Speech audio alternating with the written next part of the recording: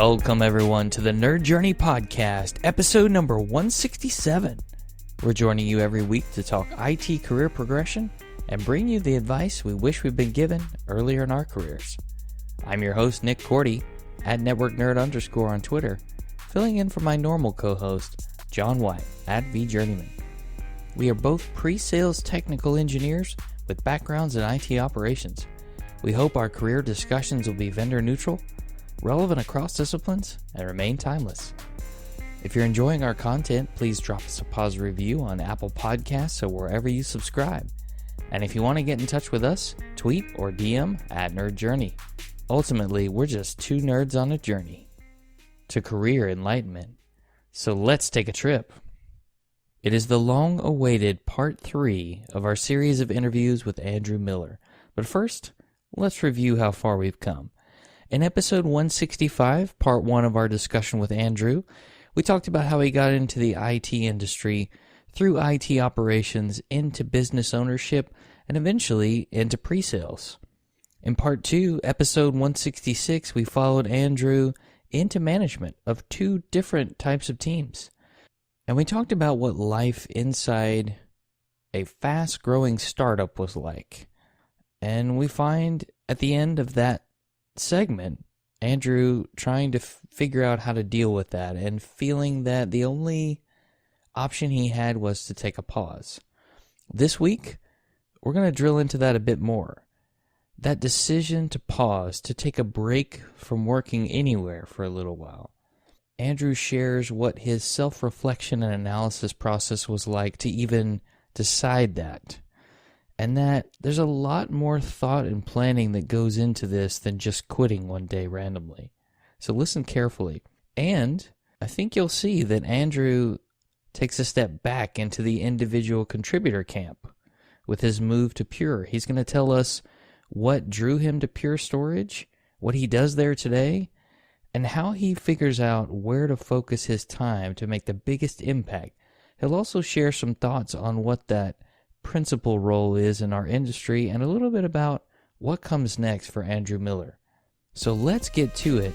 This is part 3 and the conclusion of our trilogy of interviews with Andrew Miller.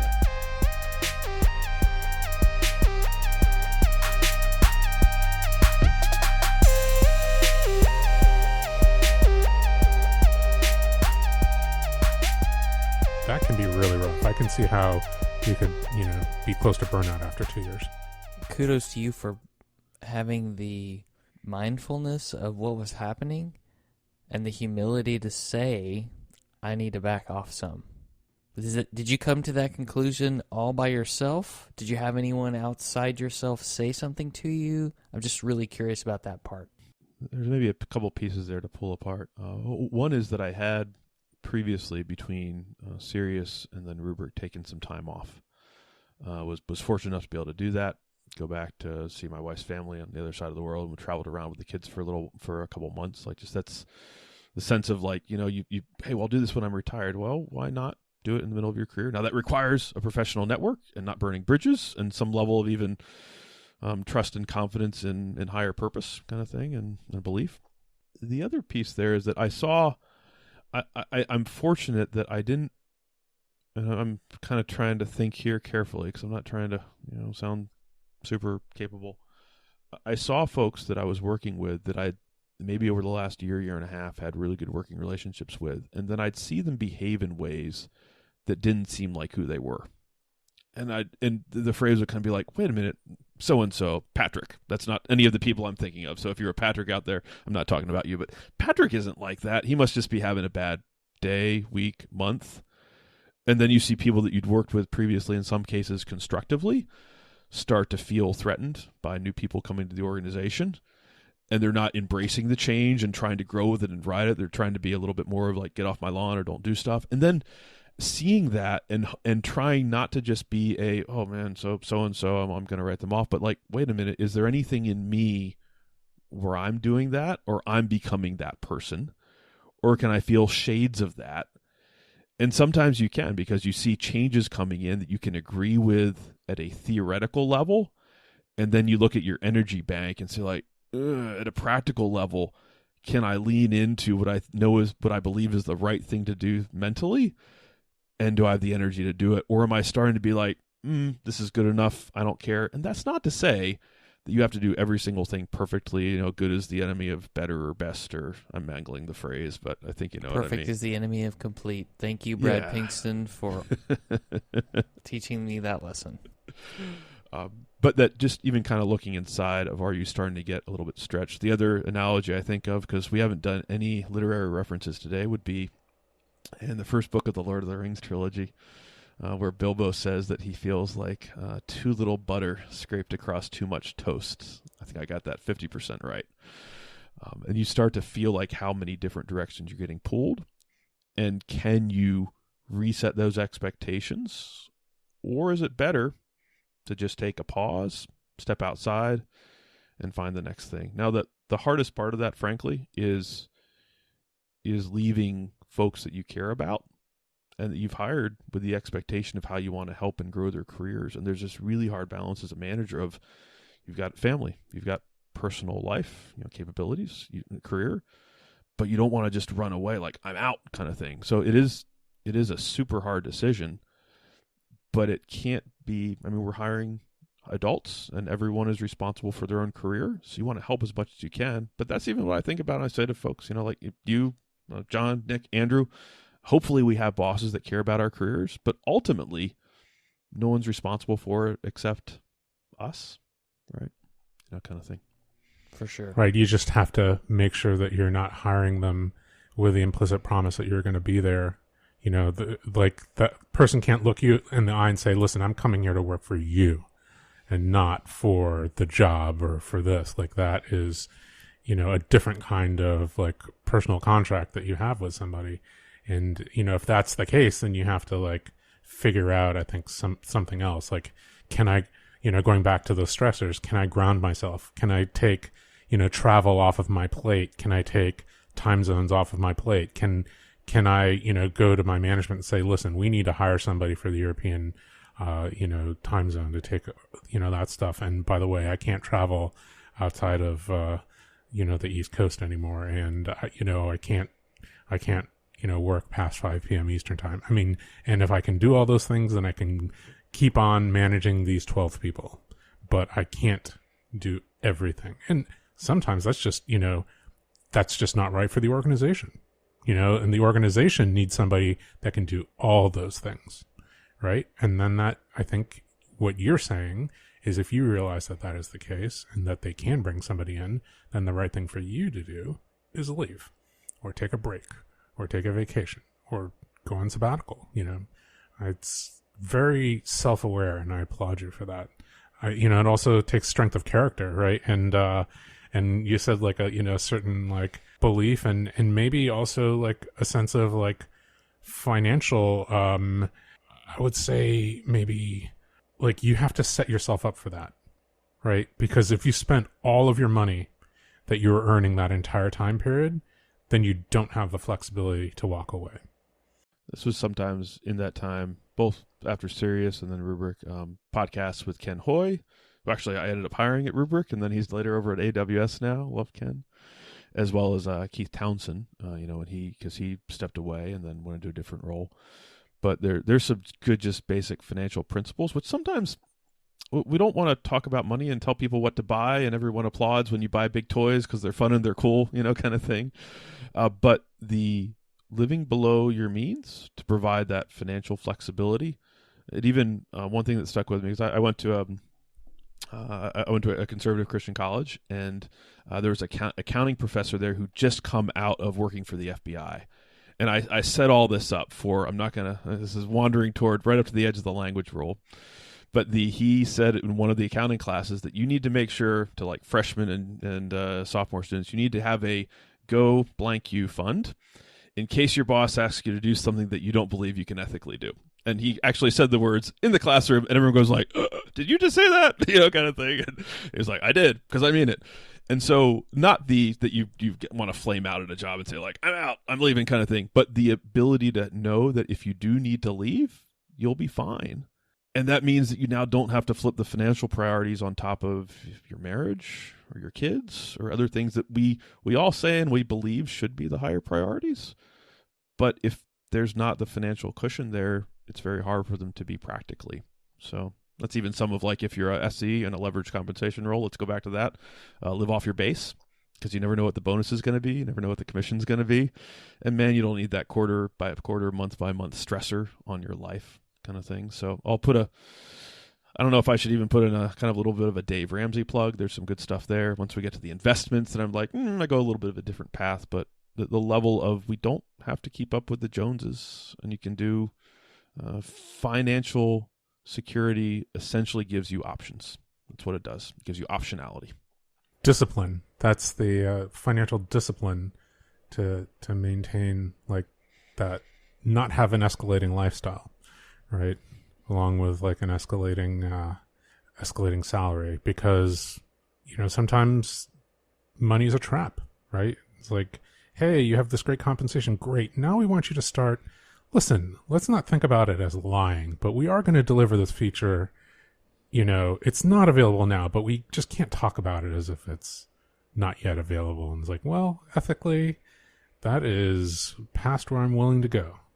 Okay, but we need you to do it anyway. It's like, well, I'm afraid I'm going to have to leave. But if you've escalated, and then you might be trapped.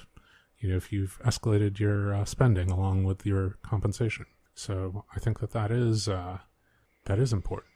And also you make good decisions about who you're actually working for too. So, but sometimes you just don't have that option, or you've made all the right choices, and then all of a sudden all the people change, right? Yeah. And if you're playing Nerd Journey Bingo out there, go back and listen to episode 57 that we did on personal finance in our Planning for Unexpected Career Opportunities series. That's a way back one. I didn't catch that one. I was wondering if I was going into, sometimes a little more sensitive to talk about personal finances to people, but it matters from a career standpoint. Mm-hmm. It absolutely does. It absolutely does. I mean, just the basics of having that emergency fund. And I think what's weird is that this is, like, foundational to, like, kind of being operational as an adult in our society and being a, like, solid member of the middle class, if that's what you're aspiring to, or, like, the upper middle class, like, if you're really trying to push things forward. And people, there's no class in it. Like, you don't have to take a class on, like, managing your finances effectively to graduate from high school, and certainly not from college, but it is an important life skill. And I think, people like Dave Ramsey who have, written some books like that, there's important lessons there. I think there's probably, like, the Rich Dad, Poor Dad, like, Automatic Millionaire is a good one. Yeah. And even just the Personal Finance for Dummies, like, that is a great book. Like, I think I bought that out of college, and it set me up, What's the second best day in a boat owner's life? The day that he buys the boat. Because the best day is the day that he eventually sells the boat. Cheap jokes, but still. Good stuff. That goes along with how to become the fastest way to become a millionaire, right? That was start with 10 million. Yeah. No. It's like start as a billionaire and then start an airline, and you'll very, very quickly become a millionaire. Nice. Let's go back to your career journey, Andrew. You went into management, managing technical marketers, managing SEs before that, and then you took a different turn and got to Pure. So I'm real curious about how that went, what the motivation was, and what your thoughts are on this industry title of principal. It must have been like a heck of a sabbatical too. Like I'd be interested in knowing, like, how that process set you up and took you in this direction. Airline miles and hotel points are wonderful things. I'll just put that out there in general. So if you're traveling and have ability to be flexible there. So I do a lot of Hyatt hotels, a lot of United Airlines. Those aren't ads for stuff, just being real. So was able to bank enough stuff to be back in Singapore with family, wander around to 4 or 5 different countries, kind of a week at a time. Since I have family in Singapore, we can stay there for free. that definitely helps. But even if not, then you can kind of wander around. And I usually do the travel planning. So that sense of like, hey, let's just go. At that point, the kids were 8 years old, turning 9. And just like, this is not necessarily a once-in-a-lifetime opportunity, but at that point, they were homeschooled. So we actually had some flexibility otherwise. And so like, this is just why not do this now versus like when they're 18 or when I'm retired or that kind of thing. And even just kind of resetting your brain a little bit. There's sometimes a statement of like, you've got to take 2 weeks of vacation because the first week is just to totally like kind of let your brain empty out. And then the second week, and of course, this is still a first world problem benefit statement. We can even think about this kind of stuff. Okay. Right. But it was more just to pause and figure out where I wanted to go next because I enjoyed working with folks, hiring folks, building teams, helping people advance in their careers, doing individual contributor stuff. But it takes it out of you after a while, especially if you're trying to do it the right, what you believe is the right way, although you're never meeting up to the aspirational aspect of it, but still you're trying. It takes energy. So I had a couple options because I put out kind of an open, just like reaching out to friends and folks that I knew. And when the role came up, and now I'm at Pure Storage, right? So this isn't meant to be a Pure Storage ad, but it's why I'm here. It's a mix of the position and the company. So the position is an individual contributor role, director level, but without direct reports from an organizational standpoint, and where you are working both with customers, presenting and going deep on technology, but also covering in some areas, but also covering kind of like portfolio and vision and roadmap strategy, but also heavily linked back to product management and engineering and marketing. So whether that's webinar presentations or giving feedback on future features and roadmap pieces and that kind of stuff. So it wrapped around a lot of the different things that I'd done from a customer side, from an SE side, because it's part of the pre-sales organization to be also principal. Right now it's principal technologist, office of the CTO is the title. So understanding enough of the lives of the different folks that you're working with. And because it's a semi-defined role, there's some kind of the day-to-day stuff that you should be doing, but there's also a large degree of latitude to say, where can I have the most impact? Where are there gaps in the organization that I could fill? Those gaps might change over time. You pick something up, then maybe you put it down. So there's a high degree of entrepreneurialism that you can kind of bring into it, which is really a lot of fun. For some folks that I've talked to, the reaction is like, so what do you do? Or how do you decide what you do?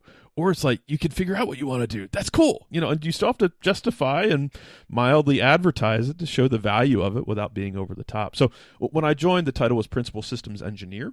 And there was a little bit of a transition where that was kind of at Pure a super SE role, if you will.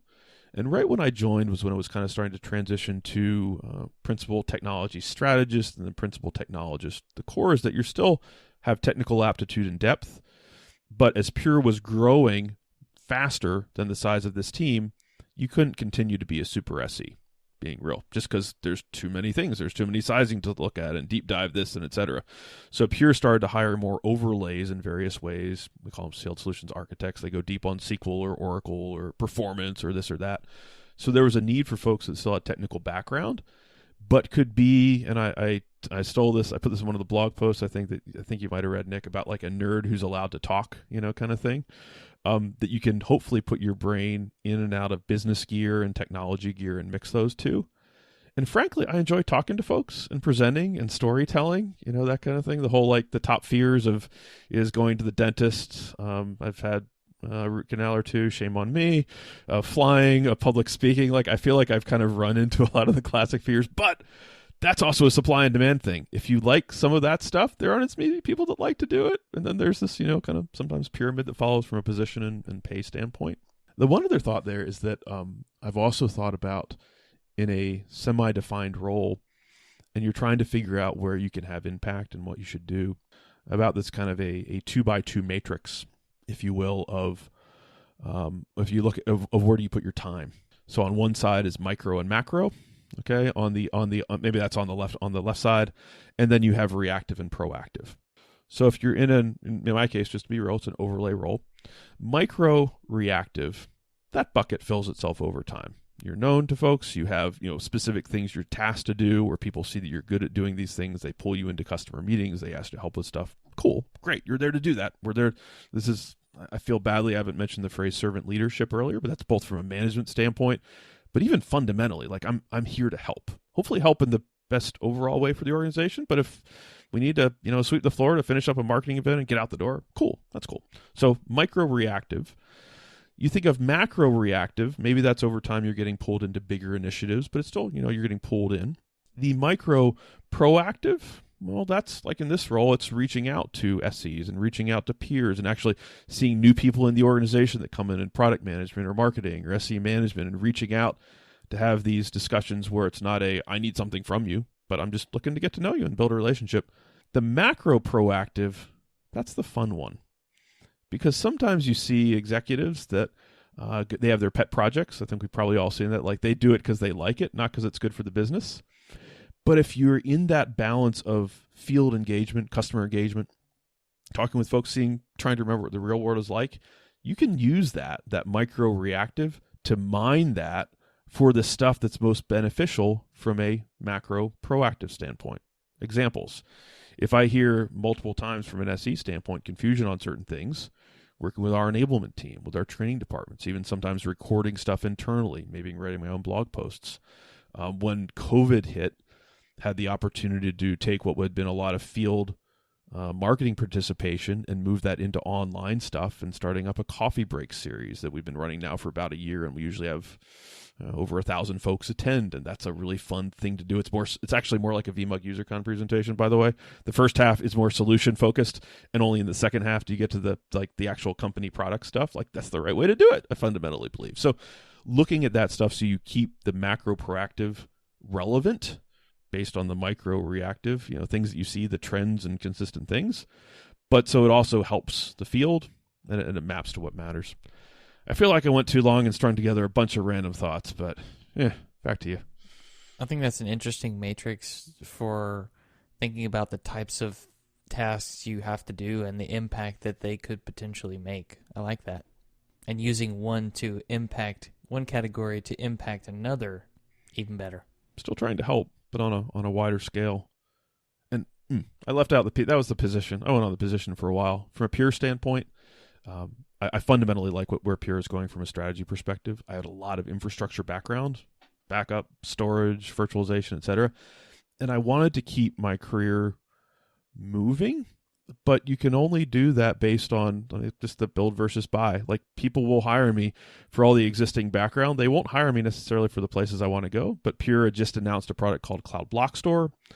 They more recently acquired Portworx. That gets into Kubernetes stuff. It gets legitimately into public cloud stuff. So I don't want to run away from my data center roots because there's still a lot of neat stuff to geek out about there. But I also want to be in an organization and a position where I can continue growing relative to industry trends instead of being kind of falling behind them in some ways. Got to jump on the cloud bandwagon, he said very clearly. I, totally understand. As an employee of Google Cloud, I totally understand. We actually did a survey on the most recent coffee break, and we actually polled people on what topics they wanted to hear about. And it was just all over the place, like 10 different ones, from cloud to SQL to VMware to just all over. The one that came in the highest was actually Pure's cloud strategy, current and future looking kind of thing. It was the highest from a survey, and we had about 800 folks respond to it live on Zoom. And so it was just, and I was even joking like, I guess cloud isn't just a buzzword, So. Yeah, it's so interesting, right? Because you have to really emphasize your software. That's the differentiator, especially when you're going to cloud and you can't run your hardware there. then your software becomes the differentiator. But yeah, it's fascinating. Do you have like a strong opinion on that principal title? Like that, the sense that I get is that that's aligned my understanding of the title in other organizations where you're kind of, at that senior, double senior, triple senior, individual contributor, and they're asking you to have this impact radius similar to what a director would have, and thus it's a director level role with probably director level compensation, but not the director level like management responsibilities. Am I in the right ballpark? Overall, yeah. So, I mean, it does vary organization by organization. It can be a little bit of a fuzzy term. And sometimes you see the smaller the organization, the more that titles are free, right? Kind of thing. Like, yeah, you can put anything you want to on your business card.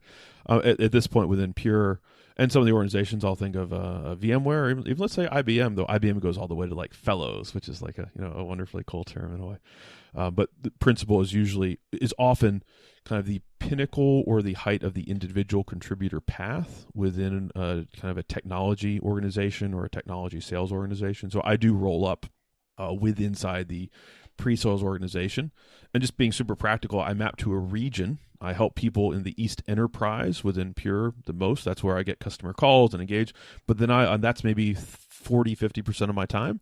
But then I also do things that are in a national and international scope, from a project and webinar and impact standpoint and feature contributions and input, that kind of stuff. And even some patents. I've had 5 patents filed while I've been at Pure, which actually there's a really cool process that Pure has to encourage that, both from engineering and the field. That's some just neat stuff that I like about being here.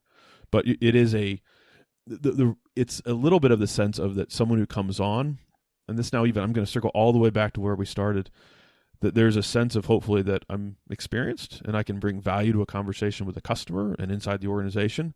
But I'm also hopefully not doing that in a you must look at me and take me seriously, kind of thing. There's the experience and the background for that to hopefully happen more naturally versus like, pay attention to me. Right. You know what good looks like and what you don't want to look like from previous experience. Some level of being able to navigate around politically and avoid certain things and get stuff done and know how people are motivated. And we even talked about how people are compensated, so you can align to different groups and roles in the organization to help get things done.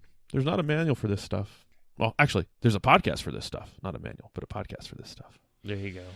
I'll have to double down on reading Staff Engineer. That's the book by Will Larson. I think it's a little bit focused more on like software engineering, like that title of Staff Engineer. Where I think the subtitle is like Leadership Without Management or something like that, where you're being looked to more to become a leader and to have a little bit more flexible time and to think strategically as part of your job, and enable and do force multiplication for other people. That I think that book hasn't been written for the pre-sales technical track career path, but maybe somebody could do an adaptation. The concept of leadership, this was borrowed from Chad Sackatch. If you remember back in the days when it was Vaughn and Chad with NetApp and EMC, and we were all kind of watching from eating our popcorn as some of the industry, the titans slugged it out in various ways. Got to meet Chad at some events and talked to him. And there was one quote that he had, I think it was on Twitter, about that everybody is a leader, and because to anybody, you are a leader, right? Kind of thing. Someone is looking at you, for better or worse, and that we get more of what we praise. Leaders simply have a larger blast radius. And I love that idea of like anybody can send an email to say, you did such a great job, or who's your boss, or just look in the org chart and send that. And we get more of what we praise in an organization. Anybody can do that. Leaders just get to do it more visibly in ways that encourage more. Now, insert some law of unintended consequences there, because if you praise things unintentionally, you may not get what you don't want. But that anybody can put praise out about good behavior, and that it should be emulated and valued and make people, frankly, help recognize people. That doesn't have to be a manager or a boss. Anybody. Practice your gratitude. Absolutely. You could make somebody's day just by pointing out something they did that maybe they thought no one else saw. Chad is the one, I think, that I've been copying the phrase blast radius from. And I think maybe he was the one who articulated the idea of the staff and principal levels as having that increased blast radius of well, you're going to be paid on this pay level, so we expect you to have the blast radius of somebody at that pay level, like if you were a manager. Which is a wonderfully positive way to take, because it kind of makes your brain hurt, like blast radius. Like that's something exploding, right? But in a good way, Well, Andrew, I think that as we close out our time together here, I was hoping that maybe you could give us like an overall, like maybe a little bit more of a strategic view. Like, how is it that you kind of decide on your like next steps in your career, as you move forward? Like, because you've done it a couple different ways, right? You've felt like on the edge of burnout and taken some time off. You've been in situations where you just decided to take, a sabbatical, and then you've been in positions where the company was bought out. So, like, things change that way. Like, strategically, like if you're doing things intentionally, what's kind of your guidance on that, how to move forward and make that next move? So I wish I had this wonderfully thought out strategic answer. Full disclosure, I don't. That what I've found is that doing, it sounds a little trite, but it's a representation of the last 20 years. You're trying to do your best work no matter who is looking, because that is who you are, that is your brand, that is your reputation. It's more about living up to your internal standards. And then as opportunity, if you do that and you put yourself in places where companies are growing, you're getting to meet people, not just for like, I want to take advantage of them for the next step of my career. Like, you're putting yourself in the right places. Like we said before, the right time eventually comes with some level of leaning into opportunities when they show up, because they're disguised as hard work, that classic thing. So for me right now, candidly, and I've said this to my boss, so he knows this, I'm actually really happy in my role because it has enough variety. Like, I've taken some initiatives inside the company and I've spent a lot of time on them and done whiteboards and enablement and lightboards and training and public presentations. And then those areas have grown and they've hired people to help cover those. And I kind of set it down and then I pick up new stuff, but I've had enough consistency with some of the people I work with to build good working relationships. So for me right now, I'm not sure, candidly, where I'm going next from a career standpoint. And if I look back, I didn't have grand plans with each move. It was more of a looking for what looks like a unique opportunity that I can find interesting, so you can have the level of motivation to go above and beyond. Because if you don't find it interesting, it can be hard to find that inside you to go above and beyond. The last two thoughts are always, and this is even just the phrase of count your blessings. We talked about this, just keeping perspective relatively about how blessed and fortunate I am, and that is not always easy. That can be very hard sometimes. But that comes through so much in how you present yourself to people, keeping that awareness. Because I think we've all probably met folks who's like, man, I would love their position, and they seem tremendously unhappy in it. And you're like, what's up with that? Kind of thing. Well, because it can be easy to get into those emotional spirals, and even having folks that can even call you on it sometimes. And then finally, just the idea of constantly gathering feedback, both when I'm presenting. I still try and ask for feedback for folks, even though I'm frankly a little more senior. And not just even, how did I do? But what's one thing that I could improve or you think might be worth changing? You gather enough of that on a regular basis. I mean, feedback's a gift. You can start to see some patterns, things you can improve, things you might want to go career-wise. You're constantly gathering. And it takes a level of humility. But somehow, just by asking for feedback, you get prepared mentally to receive it. It's really hard to take unsolicited feedback. Just like it's humans, like, what? Come on. But when you ask for it, you get yourself in the right frame of mind. And I've had folks who've said, like, you should think about doing this role or doing this thing. So I've actually had folks that I've reached out to over time, and it takes a level of trust and even a little bit of vulnerability. So, where do you think I should go? What other things do you think I should be able to do? Feels like that's a potpourri of tactical items versus the grand strategic answer you might have been hoping for, but that's what I got. Well, that's just a description of the future state career architecture. Like, you just described all the things in the architecture diagram, but it's based on this grand vision, which, we'll just call it the future state career architecture. At least that's my keyword. Do good work with good people, have an impact, not be too full of yourself, but aware of where you can make an impact and do good work relative to, relative skill set kind of thing. And keep some joy in it, hopefully. That's amazing. Andrew, thank you so much for your time. Yes, we appreciate it.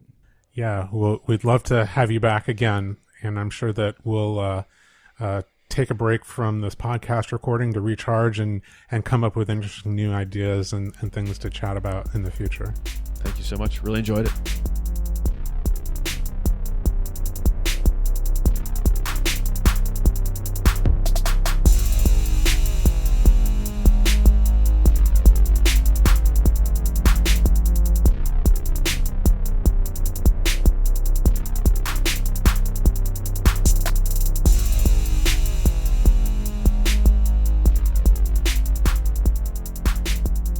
think back to Andrew's decision about taking a pause, he was debating whether he could actually change his current circumstance inside Rubrik, or if it was best to leave.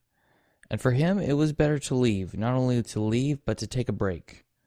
A break to sort out what he wanted to do next, because he wasn't 100% clear on what he wanted to do next, but he was 100% clear on the fact that he could not sustain what he was doing in the job he was in any longer. I want you to take a pause on the financial aspect of that decision. He didn't just quit one day randomly without thinking it through. He tried to consider all the factors. So my hope for you is that if you do decide to take a break, that you're able to do some planning to make it not completely crippling to your family. And remember, it's always okay to think about whether you're in the right position, whether you're in the right job. It's not bad to do a check-in with yourself now and then. Is this right for me? Is this what I want? How's my situation? Not from a, I must have something better, but an overall, how am I doing? I thought that Andrew's move to Pure was interesting. I liked the exercise he went through, and he had a personal alignment with the company's strategy moving forward. When we're about to join a company, do we think about where they're headed, where they're going to be in several years, or at least to the best of our knowledge? Is that in line with some of the things you want? If it's a technology company, are they looking and investing research and development dollars in areas you might like to learn about? When you get into that company, do they seem to be growing? All those factors are good things to consider. I think the 2x2 approach to where Andrew could make the biggest impact is interesting, and probably something we could all utilize to some extent, and that macro proactive category. He mentioned that being a really fun one. You're helping on a wider scale. In my mind, I think that's probably the hardest one to keep the momentum going on, because it takes a lot of thought, preparation, planning, and work to really get that off the ground. So, and I think the ability to make a larger impact really aligns with job satisfaction, regardless of what your role is. If you know that you're making a larger impact for the company, that can contribute to your overall happiness and engagement at that company. Are you making sure that you're in the right place consistently so that eventually you'll be in the right place at the right time? I like the way Andrew phrased it and how he said we generally know where the right place is, and the more we're there, the better the chance is that we can be there at the right time. And with a little luck, great things will happen. Have you ever thought about the fact that someone right now is looking to you as a leader in some way, an example of what good looks like or what they could be? Think about that. Would that change the way you act or what you do in any way, shape, or form? And of course, they talk about blast radius, which reminds me of our series of episodes that started with 158, the Andy Serwich.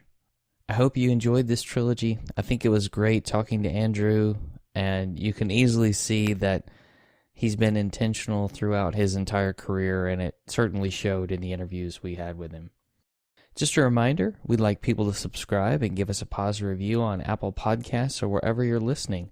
We want to know if we're being helpful and are always looking for interesting questions to ponder. We're collectively on Twitter at Nerd Journey. And much like Andrew, we believe that feedback is a gift. So if you have some for us, please send it our way. Farewell, listeners. Tune in next time as the journey continues. I'm Nick Cordy at NetworkNerd_, flying solo for now, from my buddy John White at VJourneyman, signing off.